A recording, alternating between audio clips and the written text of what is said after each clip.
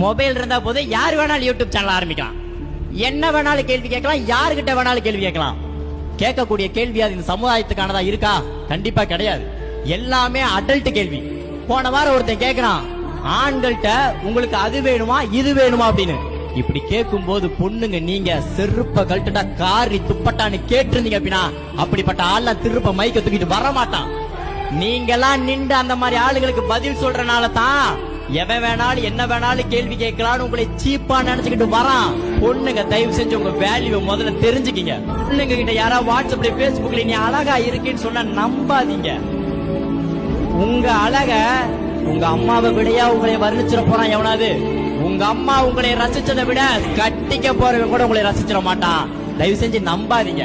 நீங்க நம்பிதான் கடைசியா பொள்ளாச்சியில இருந்து சவுண்ட் வருது, அடிக்காதீங்கன்னா வலிக்குது, நானே கழட்டிடுறேங்கிற சத்தம் தயவு செஞ்சு எல்லா பொண்ணுங்களுக்கு கேளுங்க.